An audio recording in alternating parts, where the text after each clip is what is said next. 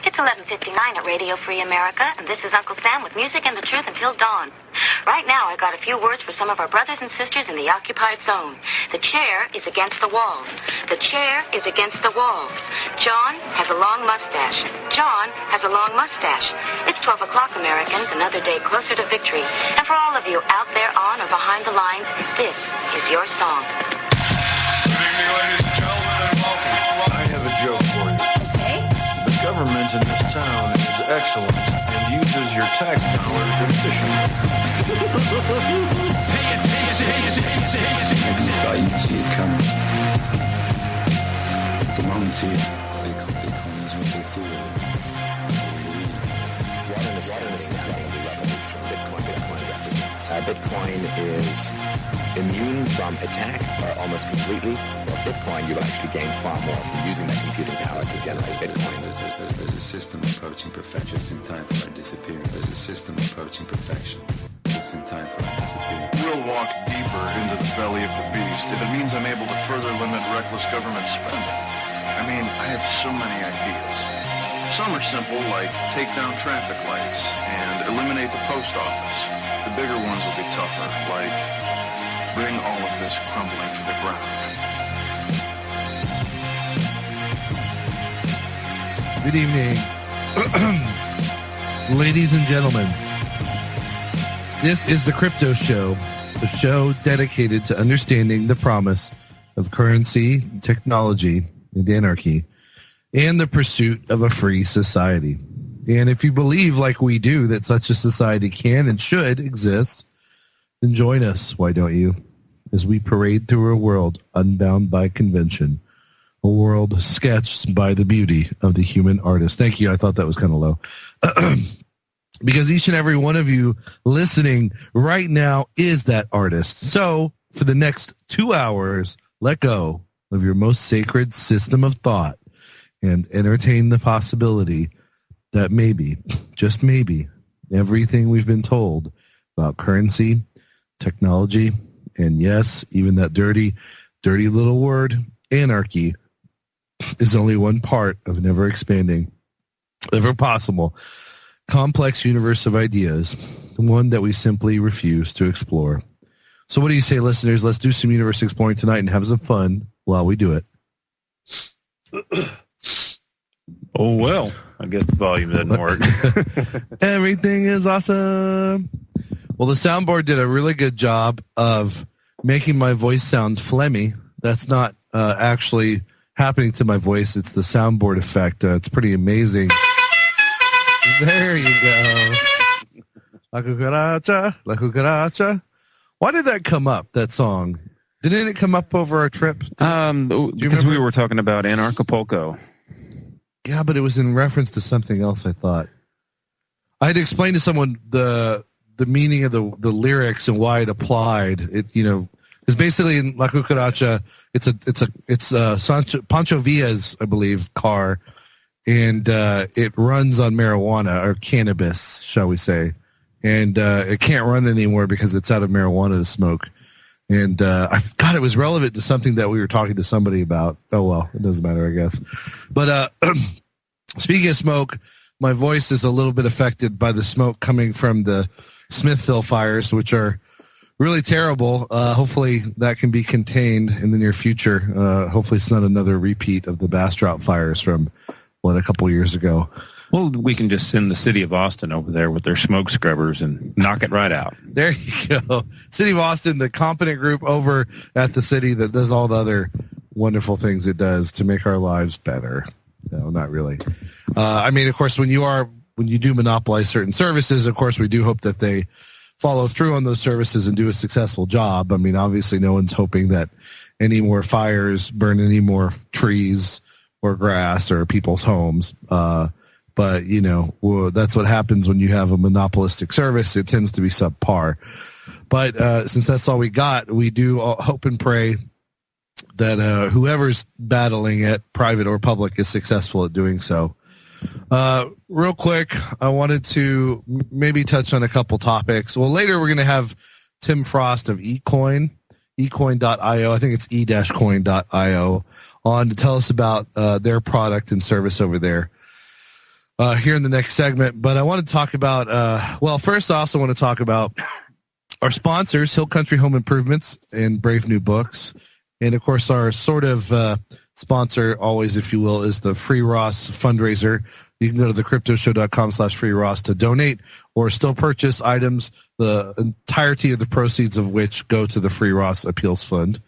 We still have some of that stuff available, right, Danny? Yeah. Yeah, we got some shirts, hopefully, actually. Yeah, we have plenty of shirts, My Magic Mud, advertising, silver coin, all kinds of good stuff. And we sold some of it at the New York Liberty Fest, which was pretty cool. We were just there. And we sold some of the silver and shirts.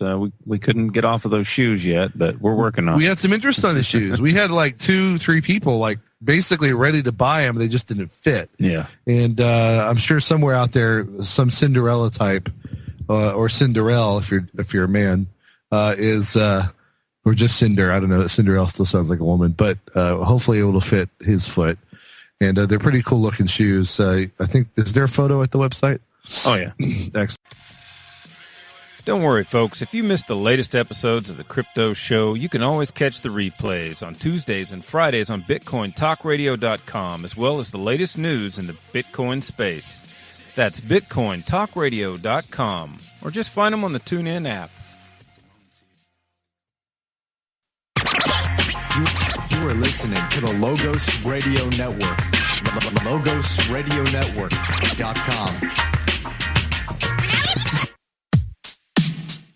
This is what happens when you call the cops. Say what? This is what happens when you call the cops. Come on. This is what happens when you call the cops. You get your rights violated or you all get shot. Pow. This is what happens when you call the cops.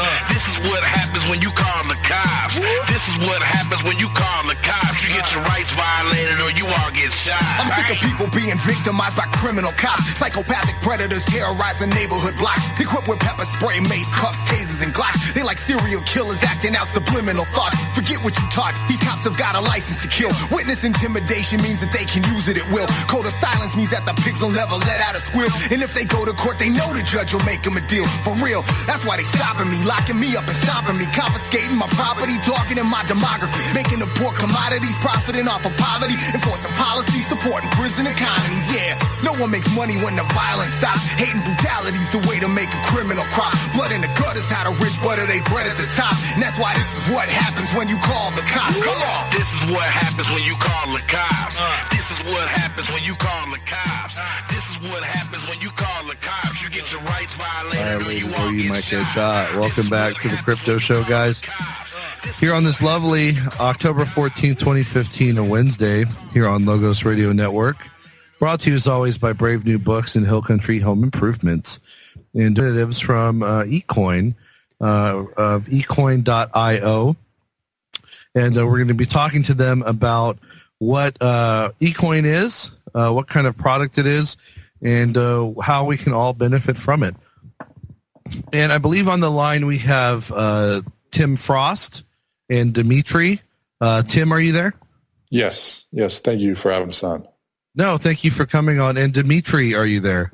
Yeah, absolutely. Thank you very much for inviting us. No, thank you too as well. Well, we're very glad to have you guys on the show. And let's start off, Tim first, and then Dimitry. Just tell us a little bit about yourself. I've been involved in the Bitcoin space now for the last 2 years, and I've been involved with the various projects, and I've been working on the eCoin project now for the last 2 months, kind of doing marketing and business development for that. Excellent. And Tim, what got you into Bitcoin in the first place? Just the power of the technology of, just what it can be. So I think it's just one of these things about the freedom of, controlling your own money. I think is something that always really drew me to Bitcoin, and, why I've been so passionate to stay in the industry. Okay, excellent. That's a big reason why we're into it as well. And Dimitry, tell us about yourself. Thank you very much. I've been involved in Bitcoin industry for a year and a half. We started a year and a half our new project called eCoin. And we basically are working on merging the current financial infrastructure with the Bitcoin one, because we see there is a huge potential for people in order to make their life easier and more efficient in terms of managing their money and funds. Excellent. Well, and where is eCoin based out of? What country? Yeah, basically we are based in London. London, it's quite a night at the moment. We're working hard even at the night. Oh, excellent. Well, thanks for coming to us so late. I didn't realize you were in London. It must be very late over there. We appreciate it. Well, thanks. Tim, go ahead and Dimitry was kind of going into it a little bit, but go ahead and give us an overview of what eCoin is. Well, eCoin is essentially letting anyone spend their Bitcoin anywhere.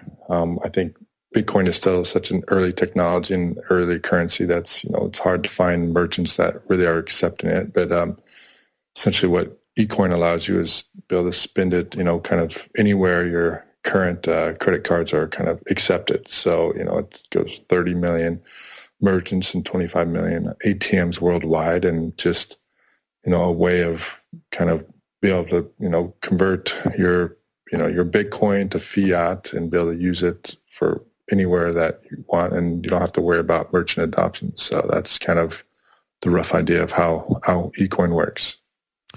Well, that sounds pretty important, because I was actually having a discussion with a couple of people last night, and they're skeptics of Bitcoin and they don't know much about it. And one of the tough questions was, well, can I use it anywhere?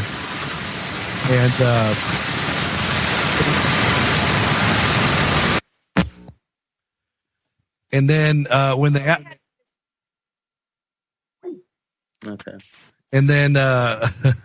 anyway, when they asked me where Bitcoin can be accepted, there was just this fuzzy snowiness that came into my mind after that. Are we still on?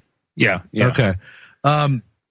Anyway, that was a tough thing to answer, because my response was I knew of at least Airbits, which is a wallet and directory, and they on their directory there's over 10,000 merchants that accept Bitcoin, and that sounds like a lot, but really it's not. As you mentioned, there's at least 30 million merchants out there across the globe that could be accepting Bitcoin. 10,000 is just a drop in the bucket. And the reason is because these merchants all accept regular credit cards, like Visa and MasterCard. And Tim, I guess tell us, is it accepted through any credit card, or does it just have to be Visa and MasterCard? Dimitry, actually, you might want to take that. Absolutely, no problem. Yeah, it's just regular. At the moment, we're shipping only Visa cards, but in a month we're gonna ship MasterCards as well. And everywhere you can see the Visa or MasterCard logos. You can use your card, you can pay online, or you can get some cash at ATMs. So yeah, just a regular card. Absolutely. Excellent. Well, and between Visa and MasterCard, that's the vast majority of merchants. There are a few merchants that are exclusively, say, American Express. The only one I can think of, for instance, is Costco, and that's about it. Everyone else will accept, Visa and MasterCard. So just for clarification, explain just what eCoin is. It sounds like eCoin is essentially a form of debit card or credit card. Is that right? Yes, absolutely. But if we compare eCoin with any other debit or credit card, prepaid cards providers, basically the most important thing we offer is instant conversion of cryptocurrencies into fiat and use it everywhere. Yeah, and that's pretty big, that instant conversion, because that's an issue with other services out there, whether it's an exchange or what have you. There's definitely a lag when trying to convert between, say, dollars and Bitcoin. So that. All right. Do you have any plans for Mexican pesos or any South American currencies? Yeah, we can do this, but the problem is we need to show a bank card issuer company, which is a licensee of Visa and MasterCard, that we can actually can assure them that there is a certain volume of transactions. If we can do this, yes, certainly we can add any other currencies. And basically, we would like to send out kind of a survey to our customers, which kind of currency they would like to have. And yeah, once they kind of vote for any other currencies, we can add it, surely. And you currently accept dollars, pounds, and euros, is that correct? Absolutely. Yeah, I noticed on the website, which is a very snazzy-looking website, it's www.ecoin.io, e-coin.io. There is a top bar that shows the current conversion rate between Bitcoin, dollars, euros, and pounds. So very easy to use. And that makes a lot of sense. I guess other companies are seeing viability and the likelihood of adoption before you can expand with them, but it seems like there's a lot of potential for doing that. And what would you say, how many countries are you in now, and what is your most successful market? Which country has your biggest presence or usage? Would like to take this one, Tim? Yeah, I think we're accepted now. I think we're shipping to about 170 countries, but I believe you can use your eCoin anywhere Visa and MasterCard are accepted. So, and I think the biggest traction we're getting right now is kind of in the developing world. I think especially in countries like Morocco, I think, we, with our Google Analytics, we can see we're in the top 500 websites visited in the country of Morocco. Actually, we've become very popular in some of these developing world countries. So this is kind of an opportunity for the unbanked to actually be able to use credit cards. Yes, absolutely. It's been a very affordable way for people to get in, to actually get their hands on a card. Especially our virtual card is only $3, and it's something that people can get access to immediately and be able to spend it online, be able to spend their Bitcoin online, and there's ways that they can load it with fiat. Well, excellent. Currencies. We're coming to break. Sorry to interrupt, but we'll be right back with Tim Frost and Dimitry from eCoin, so stay tuned here on The Crypto Show.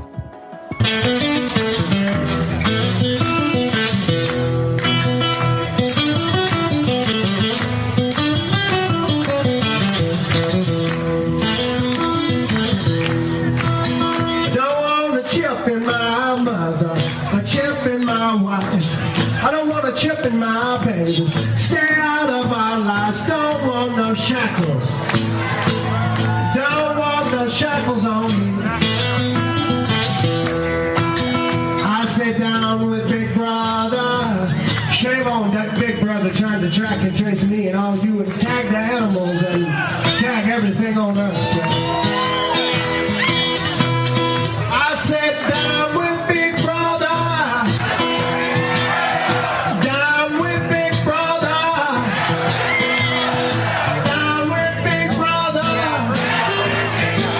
Shame on Big Brother.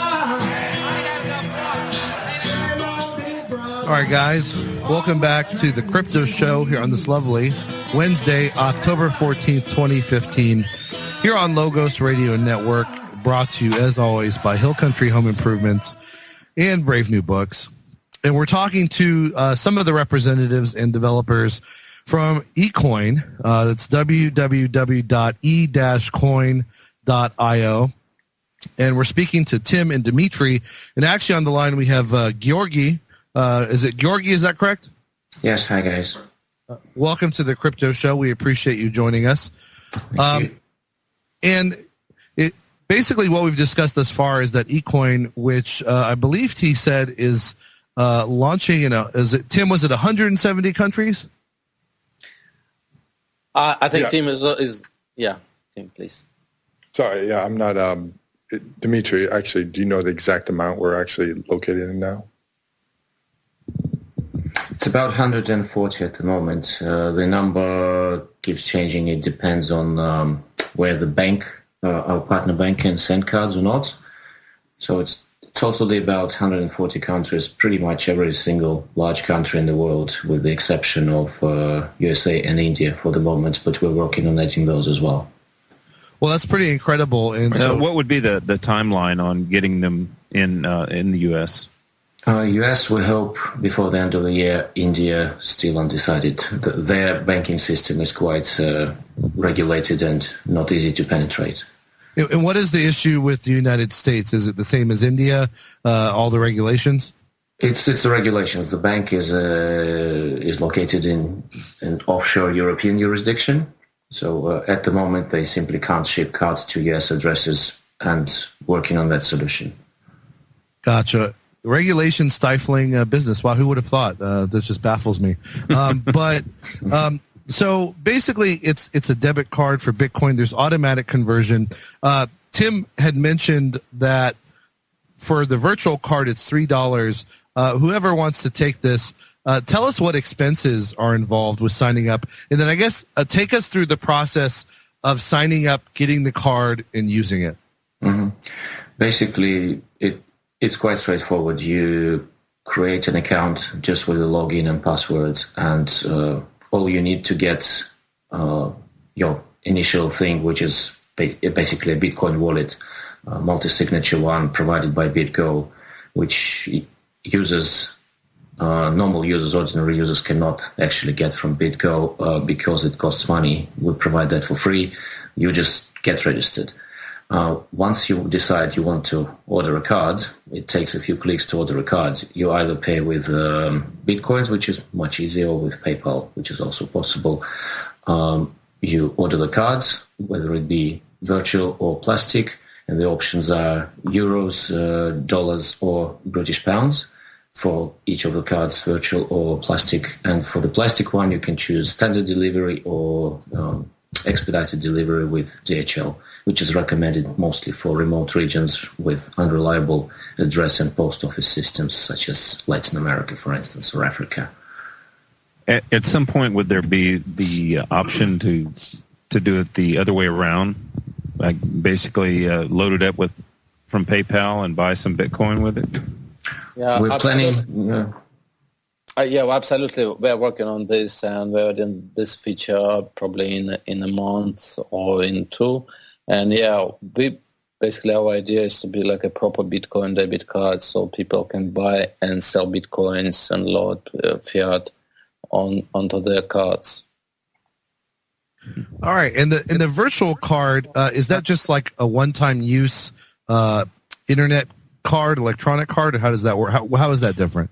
No, not really. The benefit of virtual card is that you get it instantly. You just receive the details via email. It's active. It's ready to use. Whereas with the plastic one, you have to wait for it to arrive in your mailbox.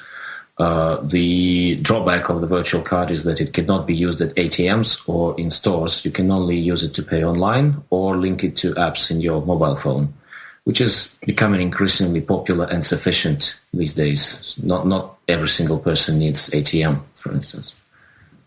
Right, and speaking of ATM, it says on your site that there's unlimited spending and ATM withdrawals. So basically, there's no additional limits for spending or for cash withdrawals unless there's already that limit based on banking regulations for any other type of debit card, I take it, right? It depends on what you're talking about. If you're talking about the withdrawal limit, how much you can withdraw per day, then users who just start, they have the option of either staying with an unverified account when you don't have to provide any documents at all, which could be quite important for the Bitcoin community because a lot of people in the domain are very concerned about their privacy. But then your card limits remain quite low. For US dollar cards, it's $2,500 total load over the lifetime of the card, and it's up to $1,000 total cash withdrawal over the lifetime of the card. Then if you decide you want to, this is not enough for many people it isn't enough, then you can upload the copies of your ID and proof of address, pretty much basic identification procedure. And then your account is verified and limits are increased. and you can load up to 2,500 per day, and you can withdraw from ATMs up to 2,000 per single day. That's quite a substantial amount. And when you withdraw from ATMs, if you withdraw in the same currency as the currency of your card, which is dollars from a dollar card or euros from a euro card, then there's a fee of $2.50. And if it's a currency different from the currency of the card, such as you withdraw pounds from a dollar card, then it's $3.50 per withdrawal. That's charged by the bank, nothing to do with the coin. Oh, okay, your expected charge anyway from the bank. And the Bitcoin wallet for the account, is it on one's computer? Is it on a server somewhere? It's on the cloud, and it's multi-signature protected. It's insured by, covered by BitGo insurance. BitGo, I'm sure you know, is the number one name in wallet security. Okay, excellent. So people can be very confident when using eCoin. And do you want to quickly explain how the insurance works? Yeah, actually, it's just every wallet is insured and covered at least $200,000. So basically, if you post some amount in bitcoins, yeah, everything is covered and insured by the very well-known company. Sorry, I can't remember its name at the moment, but yeah, it is. But basically insured, basically insured against electronic theft, against hacking. Absolutely, yeah. Okay, and that's quite a multi-sig wallet is very secure, but it's nice to know that they're backing it up still with insurance. You can feel very confident in using this and keeping your wealth in this account for transactions. That's pretty awesome. And what do they do to protect you from hacking? Actually, and what measures do you take to protect people from hacking?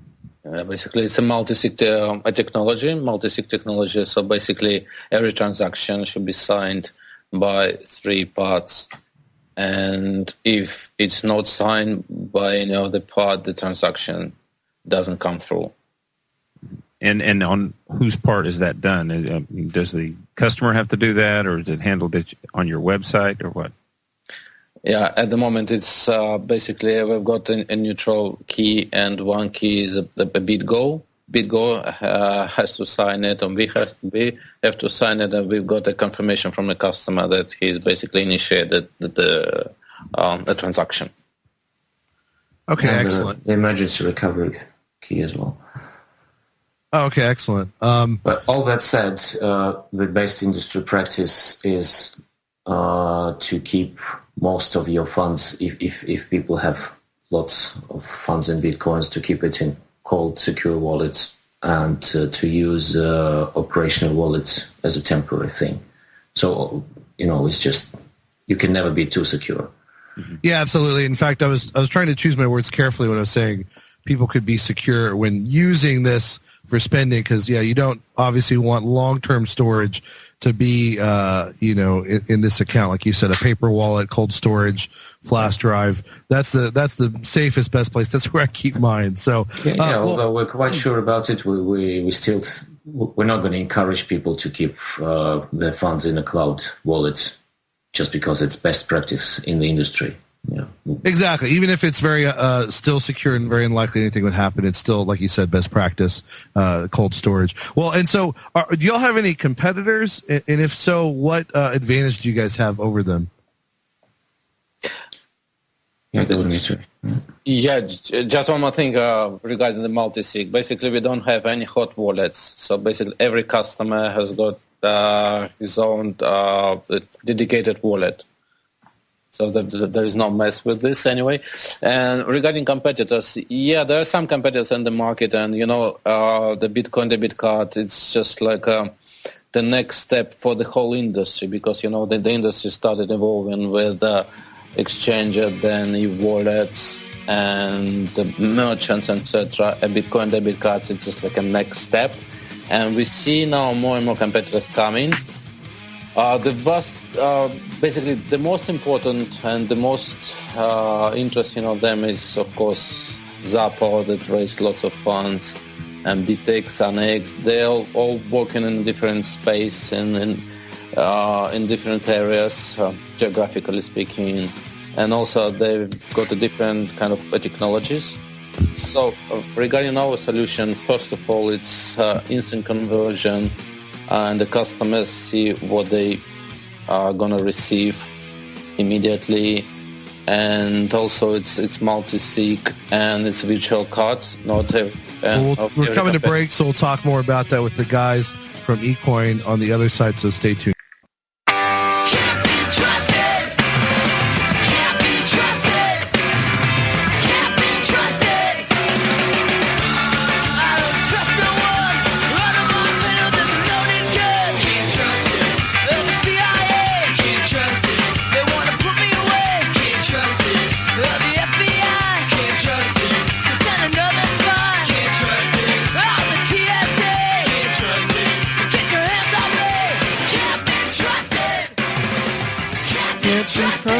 But your multi-sig wallet on eCoin can.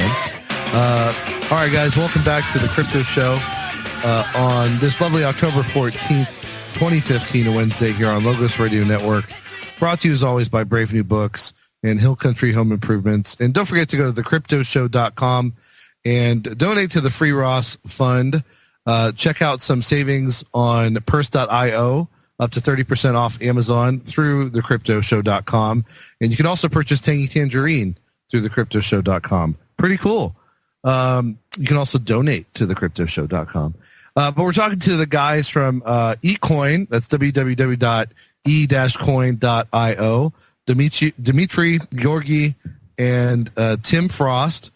And it's quite an interesting product. I think it's going to help a lot of people. And help a lot of people in the developing world who need, who are unbanked, who do not have access to basic banking services, which in a way is an advantage because they get to avoid the fiat currency and the regulation, and they basically get to skip a whole step that much of the rest of the world had to painfully go through. So that's it gives everybody an advantage to shop online without. Because your personal information isn't spread all over the place with this one. Well, exactly. So, leading into that, tell us how you talk about the security with the multi-sig wallet and with the Bitcoin itself, but how much information do you take from the customer? How much do you keep? How confident can people be with their identity and their anonymity on the web using eCoin? We keep none of it.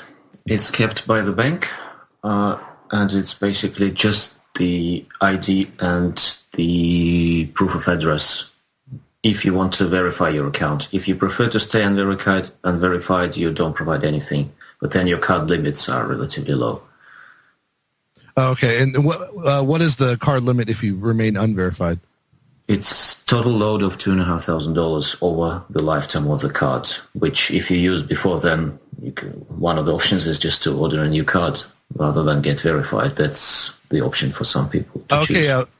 I was just going to ask that. I think that's actually a great option. Obviously, there's a little bit of an inconvenience if you don't get verified, but clearly, if you want to remain as anonymous as possible and release as little information out into the ether as possible, you can continue to use eCoin's debit card. All you have to do is go through the minor expense of getting a new one again. I think that's totally worth it and awesome for somebody who cares about remaining outside the grip of the NSA and the spy agencies and even big corporations. You should get one of those, Chris. I know you shop on that site for those like furries or whatever. No, I get Daniel Krawitz to do that for me since he's already on the furry site anyway. No, I'm just kidding. The thing is, you do all that while staying within all the existing limitations of KYC, which is Know Your Customer, and AML, anti-money laundering limitations. So you don't break any rules effectively. See, and that's good to know too, because obviously that's a big concern, because ever since 9/11 and the Patriot Act, the government is really crazy with all this. Everyone's a terrorist, everyone's tax evading, and so the fact that people can still remain anonymous and comply with the government's ridiculous rules so that they don't get in trouble, that's great to hear. Well, speaking of the government, what are your, you mentioned how you're already in like 140 countries, which is amazing. And I think, how old is eCoin? Not very old, right? We launched in private beta just before New Year last year, in private beta, and then we went public around, February or March, so quite young still. Well, that's pretty incredible, and you're already penetrating over 140 countries, and that probably alone is a testament to what a successful product this is going to be and how useful it is. But, you mentioned how India and the United States, you're having trouble getting into those markets because of, surprise, the regulations. I didn't know that about India. The United States is, of course, obvious to us Americans as to why it would be difficult. What future? We need Ron Swanson for president. I know, right? What future concerns for your product or company do you see with regard to any later regulations or laws? And of course, anything that would affect you is likely to affect similar products or other services in the Bitcoin or financial sphere. So I'm not singling you out, but are there any concerns y'all have as far as future laws or regulations? Well, to be honest, not really, no, because on the one hand, when regulations comes in place, it makes your life more difficult. You need to, to get certified, to get certain number of licenses, etc.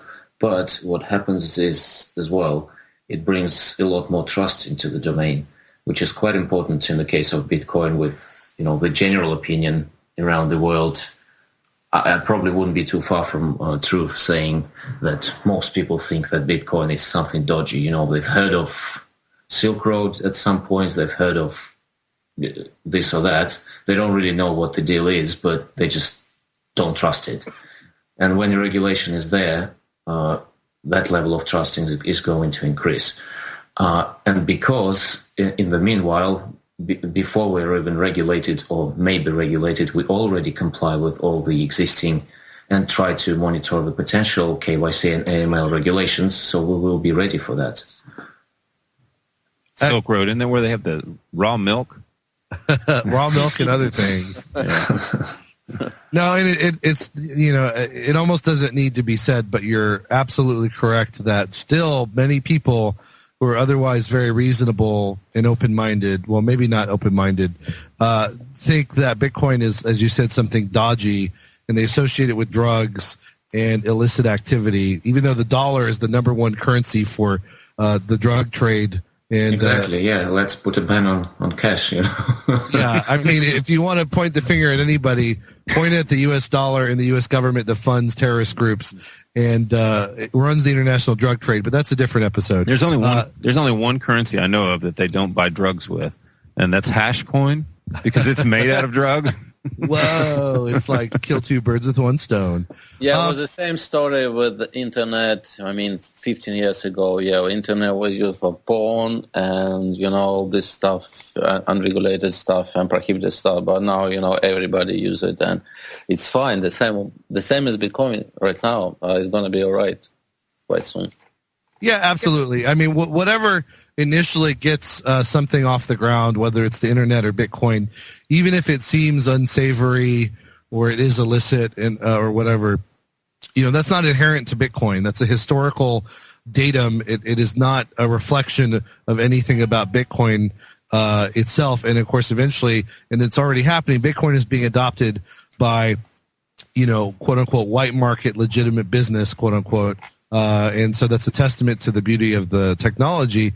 Well, and let me ask you too real quick. We touched upon this briefly, but I guess go a little further and explain, well, first of all, what is the conversion rate? And do you charge any premiums on the conversion rate, or is it slightly above market, which it's okay if it is. You got to pay your expenses and make a little something. But how competitive is the conversion rate? And then maybe quickly explain the fee structure again, because I know you told us off air it's actually really affordable to use eCoin. Well, the conversion rate it's got to be slightly above market. Again, depending on what you define as market. Market, when we go to any particular exchange, they show what you can get on that particular exchange, but it doesn't necessarily mean that you're going to get that rate with your particular amount at the particular moment when you make the transaction. So it's quite a thing in itself to say what a market rate is. That's a very good point. Our rate is not linked to any one particular exchange. We use a combination of exchanges, and we try to make it as good as we can for our customer. And the benefit of the service is what you see on your screen at the time of the transaction, the exchange rate and the final amount on your card. That's what you get. There's nothing added on top of that. And if it takes you a few moments to think whether you want it or not, it's not going to change because the rate fluctuated. We freeze that rate for you for a few minutes, and then it's loaded onto your cards exactly as seen on the screen. The fee structure of using the card itself, that's a different story.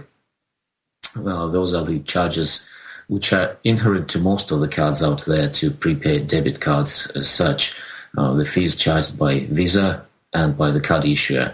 And that's your ATM transaction fee when you withdraw from ATM. That's your currency conversion fee when you use, say, a dollar card to pay in a different currency, in euros or in pounds or in pesos, whatever. And then there's a monthly fee which is called either monthly maintenance fee or SMS fee. That's basically to maintain your account, and you get notified on every transaction load or spend, which is a big thing, big security feature. So if you don't receive that SMS, you might think something is wrong. Or if you receive an SMS that, that's an alert to you and you haven't used the card.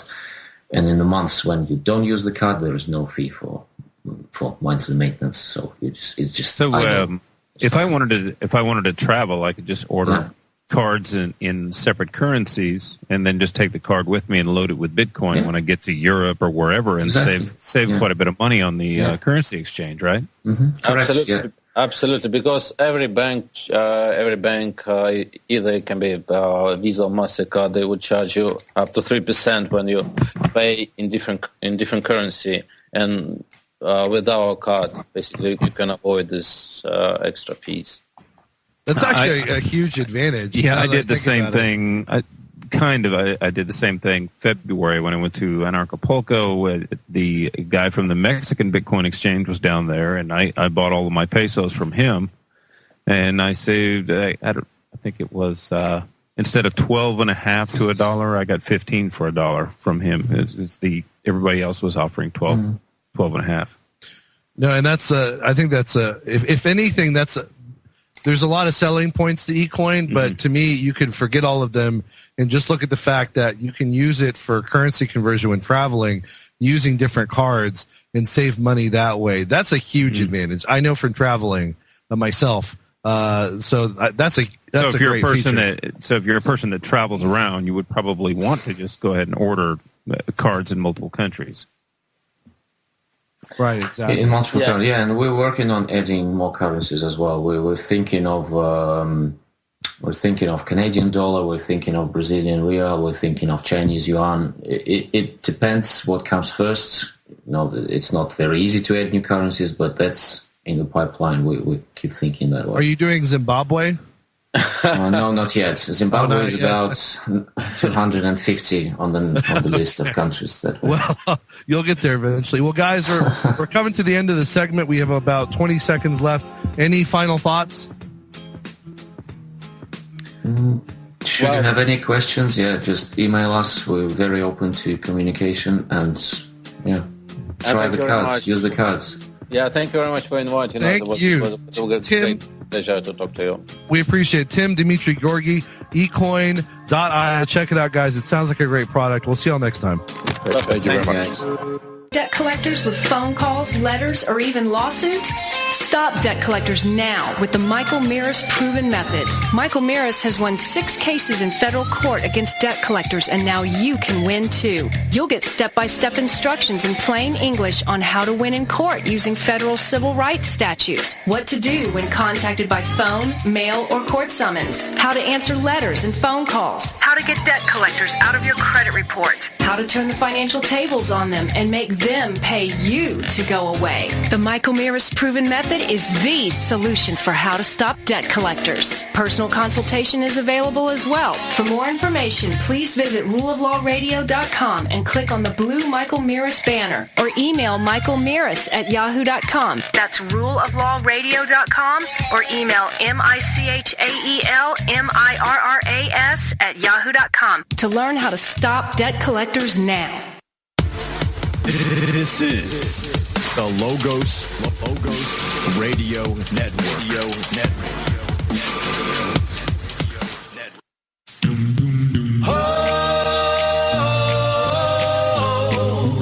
For the longest time. For the longest. If you said that Bitcoin was my line, I would tell you. Show enough, show you right. What else can I do? I'm so inspired by you, and I'm just holding for the longest time.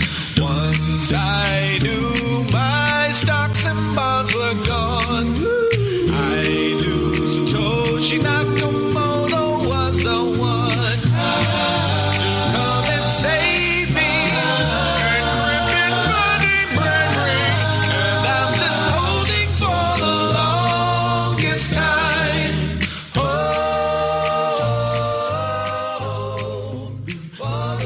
All right, guys. Well, excuse me. Welcome back to the Crypto Show here on this lovely October 14th, 2015, a Wednesday, here on Logos Radio Network, and brought to you, as always, by Brave New Books and Hill Country Home Improvements. And we just had on the guys from eCoin. It sounds like a wonderful product, a way to spend your Bitcoin at over 30 million merchants anywhere that Visa and MasterCard, or soon-to-be MasterCard, are accepted. And there's an instant conversion. There's a very competitive conversion rate. It sounds like it's a great product to use when traveling, having different cards for different currencies. So we'll probably have them back on in the future as they develop more products and services and expand their reach throughout the world. And in studio with us, speaking of Brave New Books, is John Bush, owner, proprietor extraordinaire of Brave New Books. And John, how are you this evening? I'm great. How are you? I'm doing okay. Thanks for coming on the show again. And thank you for filling in lately a couple times when I had to abandon the show, either out of sickness or because I had other stuff to do. I appreciate it. Thanks for having me. It's always fun. It was really just a sale at McDonald's, but well, me and Danny had a good time. Sometimes the food coma overtakes me, and I just can't do the show. So you get that tangy tangerine. I did. You know, by the way, I want to mention, and I didn't do this just to kiss your bottom, but although that's good, that's fine too. That's fine too, literally and figuratively.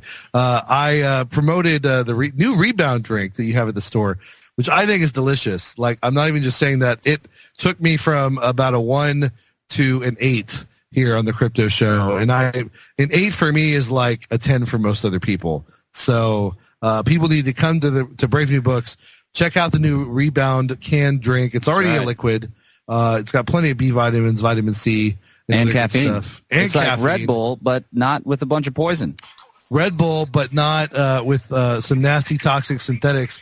And it tastes better than Red Bull. Frankly. It tastes amazing. It's got a little citrus punch. Yeah, it tastes a lot better than Red Bull. So check that out. Check it out while it's hot. Absolutely. And cold. And cold, however you prefer it. It's a paradox. Is that like 2 docks? What? That's a pair of docks. That's oh man. My friend used to make really corny jokes like that all the time. Actually, your friend, you mean yourself? You're just disguising it. Actually, my other personality. I got this friend that needs some advice about I got this friend. He's fat, and his glasses are broken. There's only like one arm on them. When are you going to get those fixed? Have you painted this visual for the listening audience? Well, apparently you are. He's got a pair of glasses with one of the arms that broke off in New York City. Is that what it's called, an arm, by the way? I don't know. I tried to figure it out as I was saying it. I don't know. But it's good. We're going to roll with it. A leg? A branch? I think they all work. Danny was like a minute too late on that. He's always... It was not plugged in. I had to unplug it earlier when we jacking around with your phone, boy. No, people were trying to call. The tablet is hooked into the board, and people were trying to call us on Skype. Oh, boy. You know, speaking of my glasses, I'm going to do a shameless plug. I got these on Zenny Optical for $30, shipping included, and they're basically quality, as good quality as you'll find. That they broke. Well, but they had like almost 300 pounds of me rolling on top of them. I think any quality glasses would break. But anyway, I think it was the rugged surface of the bed at the hostel. Oh, yeah? How was that hostel, guys? It was awful. At least you can get your equipment stolen. We were lucky. I mean, as bad as it was, like the people there seemed pretty cool as far as respecting your property and stuff. But I think I told you this already. They demanded like an extra $20 when we got there to use the kitchen. And then he just threw in, so we can get you toilet paper and, toothbrushes too. But there was no toilet paper. No, there wasn't. And it's like, well, what if I just want to use the kitchen, $20? And I get, it would be one thing if it had said it in the description, but they didn't. So I felt like they were trying to swindle us, which they probably were. Should do a Yelp review. There were a couple of beds. There were a couple of beds that we came in one morning, and there were 2 guys in one bed, 2 guys in another bed, 2 girls in one cup. No, there were no cups. Remember that? Oh, unfortunately I do. It's burned into my memory. Well, it turns out it was that kind of hostel, and that's why there were 2 guys in. Anyway, but no. Was it you 2? Not that there's anything wrong with that. Hey, 21st century. We're libertarians here. We accept everybody. No, but I mean, except for Muslims. Am I? Don't even get me started. I'm just kidding. Can I talk about that? Would be who? Gary? Oh yeah, that's right. What? I don't. Never. Gary mind. Johnson? Apparently, he loves Muslims. Gary Johnson? I think he does. The LP candidate? I guess. I asked him one time what he would do about financial support to Israel, and he gave me a political answer saying that we would stop the aid, the non-military aid. He was answering. What do they call that? There's military aid, and then there's another funding. But he wouldn't say that he would cut the military funding. It's not like it makes a difference. The guy didn't stand a chance in heck to win anyway. I hear Austin Peterson's running for LP. He was at the conference. He was at the conference. Yeah, I mean, I think different people have different opinions on Austin Peterson. You guys should have him on the show. We could have him on the show. He recently rejected the NAP on Facebook. I'm trying to get. I know non-aggression principle. Who are the 2 Martians from The Simpsons that are running? Gork and Blork or whatever. Yeah, it's like Donald Trump and we're trying to get the burn. Feel the burn. Feel the burn in your wallet. Well, actually, I want to talk about that real quick since you brought it up. We should talk about New York, which we will. But since you mentioned it, and I didn't want to bring it up, but since you mentioned it, no. Tell me about that. He recently rejected the NAP. What was that all about? It was for those of you who don't know who Austin Peterson is, he runs the Libertarian Republic, which is kind of like a clickbaity, viral liberty post. They have some good articles and stuff. And he's worked for the Libertarian Party. He's very vehemently anti-conspiracy theorist, which won't go very well with this crowd of the listeners on this audience. Definitely not with me. He had a big chemtrail debate with Danny Panzella. I was actually supposed to be in the debate, but I was way too hungover at Pork Fest. I remember that. So it's rare that I get way too hungover to function the next day, but this was one of those days. It was certainly easier to do that when I only had 1 child instead of 2. But I don't know how you do it. We had to, they had a 1-child policy, so we did some civil disobedience. that was good. That was funny. I liked it. But so he's like one of these statist libertarians that he did this Facebook Ask Me Anything because he's so proud of running for president. And during his speech, he's like, "You can join my army." So he's got these delusions of grandeur. I could tell already. That wording, yeah. But somebody asked him to, the classic anarchist thing, like, well, what about the NAP if you're a minarchist? They got to aggress upon people in order to fund their operation. even if it's a limited government with the goal of protecting life, liberty, and property. And so he just outright said, well, I reject NAP, so get off my back, basically. Which, you know, I think in the Libertarian Party pledge or whatever, like it's a fundamental core tenet of the philosophy of liberty is thou ought not aggress upon others. Thou ought not initiate aggression upon others, but he seems to be totally fine with it. So, well, and even the vote concept, accordingly. Yeah, well said. Well, even the concept, like you mentioned, that the government is supposed to be there to protect your rights, even if it's a contradiction, that still implies that the NAP, because to protect your rights, they're theoretically protecting you against illegitimate aggression, right? It's just forgotten or swept under the rug that illegitimate aggression includes taxation. But regardless, it's a paradox. How can you be about protecting life, liberty, and property when in order to exist, you necessarily have to violate life, liberty, and property? It's like, wait, what? Rothbard explained that really well in a lot of his writings. He really did. And the thing I thought NAP was not another phrase. That's pretty good. Wah, wah, wah, wah. Cue the soundboard. Notice how he never does the soundboard on himself unless someone else tells him to. We need to get the soundboard. We need a fart soundboard. That's real. Well, it's just Danny when he talks. I don't think we're not allowed to use that one. I actually have that one, but we can't use it here. We're on the It's against the law. The ACC. Oh, FCC. Something like that. Well, we've got 20 minutes till break. 20 minutes? Or 20 seconds, sorry, till break. What's going on back here? John, it's kind of hazy back here. Oh. What's going on? Sound effect. That was the fires from... John. From Bastrop. Not funny, too soon. I know, right? I know you got to go, but maybe stick with us a couple more minutes to talk to us about some Brave New Book stuff and a couple other things real quick. You're listening to the Logos Radio Network at logosradionetwork.com. I've been walking a tightrope between fact and fiction. Been wrestling with demons in small bottle prisons. Been talking to sinners who claim to be Christian, but shouting at leaders who claim to be listening. And the pendulum swings from the left to the right. Its momentum increases the need for the fight, like a moment of blindness and a lifetime of sight. And I am caught somewhere in the middle.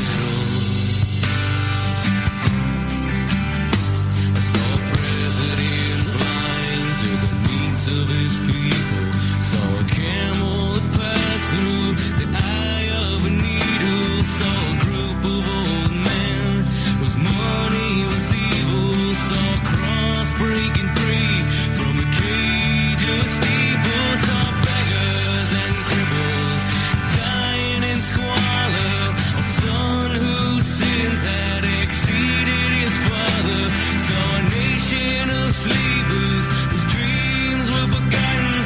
And a bushel of apples from a tree that was rotten. And a pendulum swings from the left to the right. All right, guys, welcome back to the Crypto Show on this lovely Wednesday, October 14th, 2015. Here on Logos Radio Network, brought to you as always by Brave New Books and Hill Country Home Improvements. And speaking of Brave New Books, we have in studio with us the owner, operator of Brave New Books, who always leaves me breathless. John. That's what she said. John Bush. Hey. Somebody bail this guy out. He had too much rebound. Man, I did. And it's making me giddy, and I love it. We forgot to mention it has cocaine in it. I was going to say it feels like I'm on crack or something, but in a healthy Sounds like way. it, too. I know. I wish I'd had some of this in our trip to New York. Am I right? Well, speaking of which, I don't know, John. So we were all there. In case anyone doesn't know, you probably heard our show, though. We were at Liberty Fest NYC in Williamsburg, Brooklyn, New York City, New York, this past weekend. A lot of really good speakers, including John Bush and Catherine Bleish, also Julia Taransky, Luke Rudowski, Adam Kokesh, Austin Peterson, Darcy Van Orden, That guy from the rent is too damn high. He had a lot of socialist economic intervention stuff to talk about. But he did. I was kind of surprised by a couple of the guests. And don't get me wrong, they gave great speeches, but not necessarily in line with the rest of the program. Well, it's a lot easier when it's a total echo chamber, right? I mean, that's a good point. No, that's a good point. Actually, anybody disagrees, got to throw them out, or else we'll feel uncomfortable challenging our views.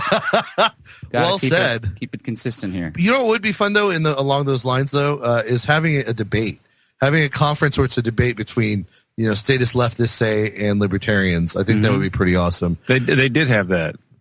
Oh, really? Yeah, they had the Muslim guy came up, and then Gary Johnson afterwards. That's true. Did that happen?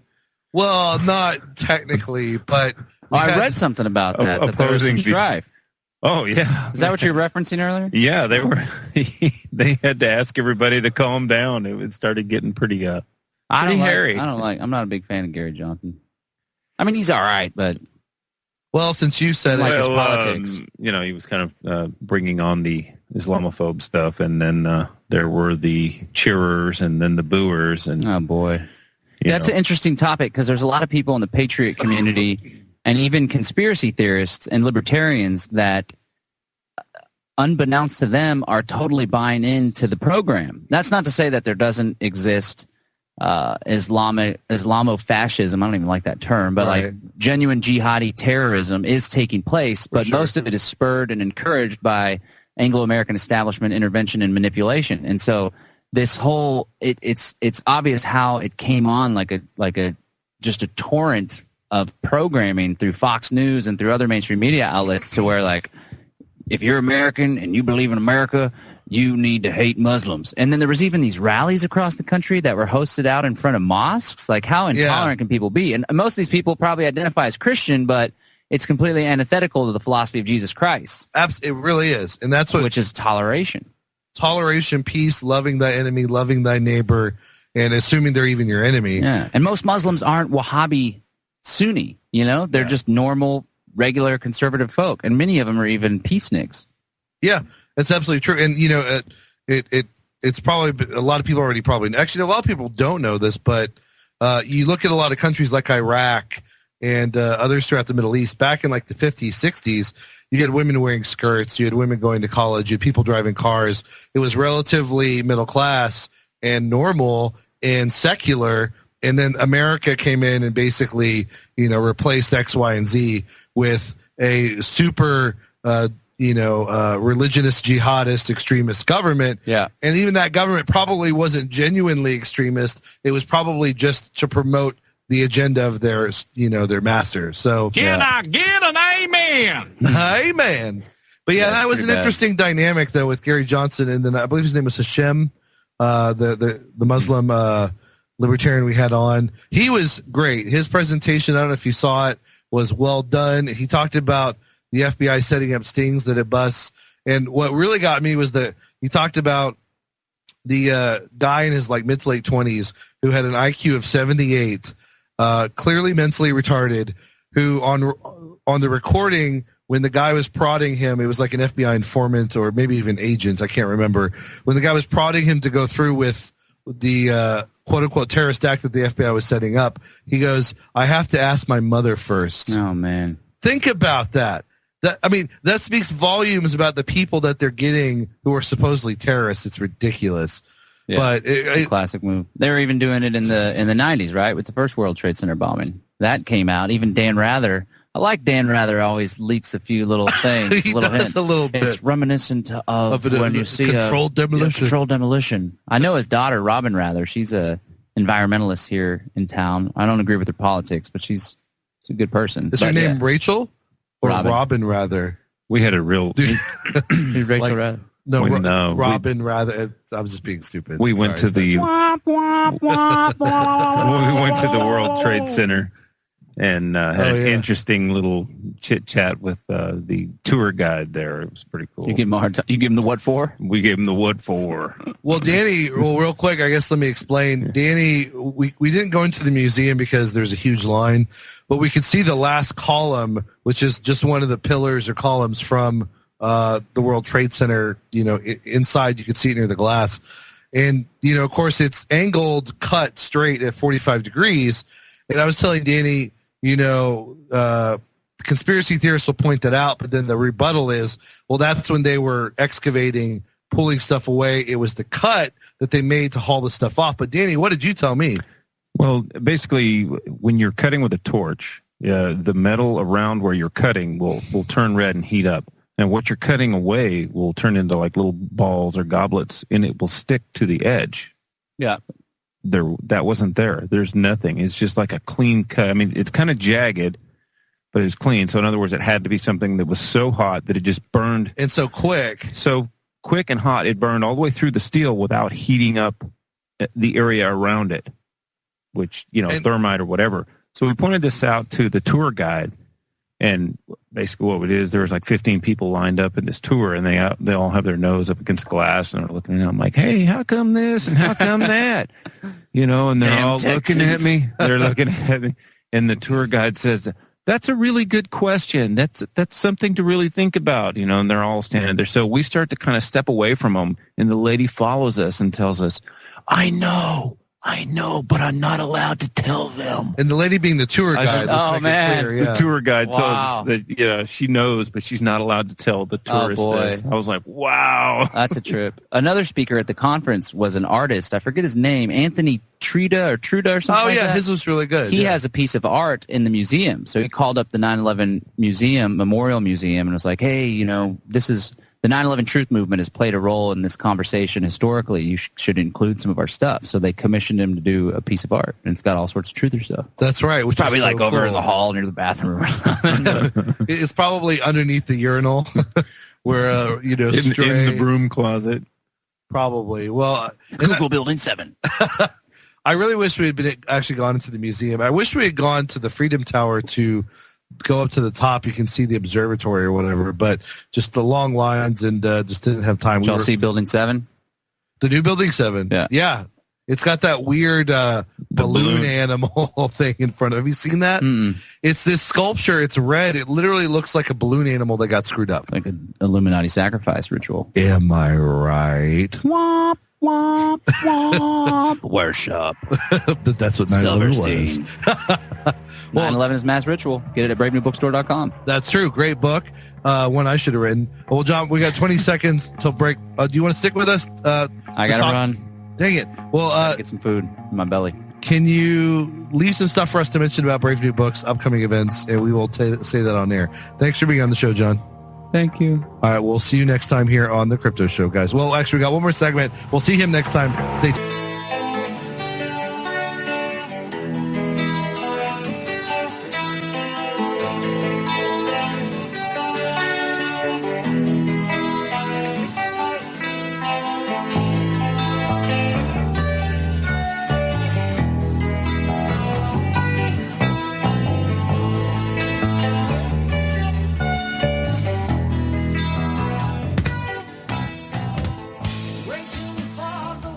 Welcome back, guys, to the final segment of the Crypto Show here on this lovely October 14th, 2015, here on Logos Radio Network, brought to you as always by Brave New Books and Hill Country Home Improvements. And the magic word of the day is the Bitcoin Bookstore. The magic word is the Bitcoin Bookstore. TheBitcoin BOOKSTORE. The Bitcoin Bookstore. Check out the Bitcoin Bookstore, a subsidiary website of bravenewbookstore.com.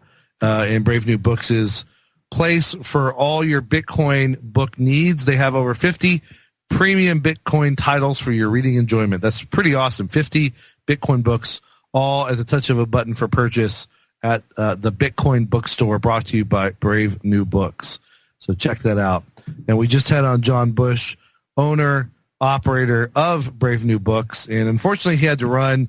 I was actually going to have him get into some more of his experience at the New York Liberty Fest, and I ended up talking too much. But it's what I do. I thought I was going to be able to stay an extra segment, but he's got so much on his plate, literally and figuratively. He's got his family. He's got a store to run. He's got all their other ventures, and then he's got some hunger. So he's got to go satisfy it with some food. But we'll have him on again in the near future. And